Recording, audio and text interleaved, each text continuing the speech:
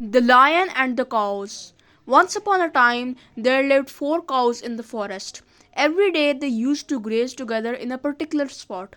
They were all friends. One day a lion saw the cows grazing together. The lion wanted to eat them, so he went to catch them. When the cows saw the lion, all of them fought with him. The lion had to run away. A few days passed, and the cow quarreled between themselves and started grazing separately. One by one, the lion killed all of them. Moral of the story: unity is strength. The greedy dog. There was a dog that was very hungry. He searched for food everywhere, and at last he found a bone. He picked the bone with his mouth and started going back to his home. There was a bridge on the way to his home. When he started crossing it, he saw his reflection in the water.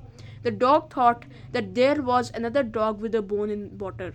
He wanted to get the other bone too. So he started barking at his own reflection. His bone fell in water as soon as he opened his mouth. The greedy dog lost his bone. Moral of the story: don't be greedy. The Emperor's New Clothes. Once upon a time, there was an emperor whose only interest in life was to dress up in fashionable clothes. He kept changing his clothes so that people could admire him. Once two thieves decided to teach him a lesson. They told the emperor that they were very fine tailors and could sew a lovely new suit for him. It would be so light and fine that it would seem invisible. Only those who are wise would be able to see it, and fools would say that there is no cloth. The emperor was very excited and ordered the new tailors to begin their work. One day the king asked the prime minister to go and see how much work the two tailors had done.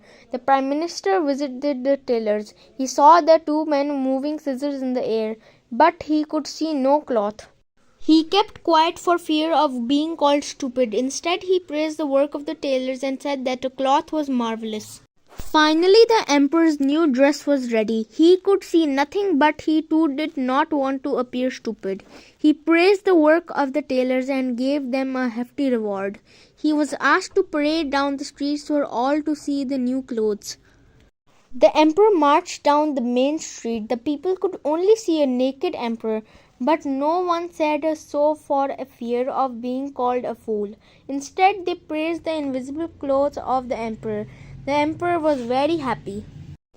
At last, a child cried out, "The emperor is naked." Soon everyone began to murmur the same thing, and very soon all shouted, "The emperor is not wearing anything." The emperor realized the truth, but preferred to believe that his people were fools. Farooq and the Termites. It was a bright sunny Sunday. Farooq went to the forest for a picnic with his teacher and classmates. Farooq and his friends wandered in the forest and enjoyed the greenery. Farooq and his friends began playing hide and seek. During playing hide and seek, Farooq hid himself behind a big tree. Suddenly, Farooq heard a voice crying, "Be careful." Farooq began looking to his right and left, unsure of where the voice was coming from, but there was nobody there. Later on, he heard the same voice again. This time it said, "I am down here." Right next to his foot, Farooq noticed an insect that looked very much like an ant. "Who are you?" he asked. "I am a termite," the tiny creature replied. "I never heard of an insect called a termite," mused Farooq. "Do you live alone?"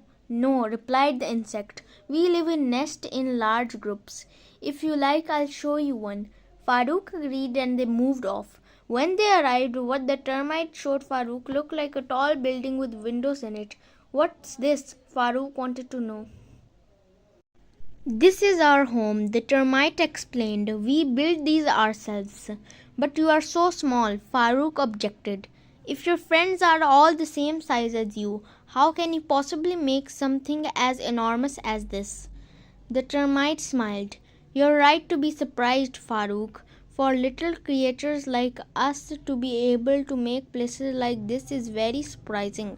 But don't forget, this is easy for Allah who created us all." What is more, besides being very tall, our homes have other very special features to them as well. For example, we make special children's rooms, places for growing mushrooms, and queen's throne room for our homes. And we don't forget to make a ventilation system for our homes. By doing this, we balance the humidity and temperature inside. Let me tell you something, Farooq. We insects do not have eyes to see. What, you can't see? Farooq was astonished. You are tiny and also cannot see then. How is it possible to build such high buildings? The termite smiled again. As I said before, it is Allah who gives us these extraordinary talents. He created us in such a way that we are able to do all these things. But now, Farooq, I must go back home and help my friends. Farooq was astonished by the creation of Allah. He could not even think that such a tiny insect could do such wonderful things. While Farooq was thinking about termites, Termite said, I must go back home and help my friends. Farooq said, It's okay, I am pleased to meet you.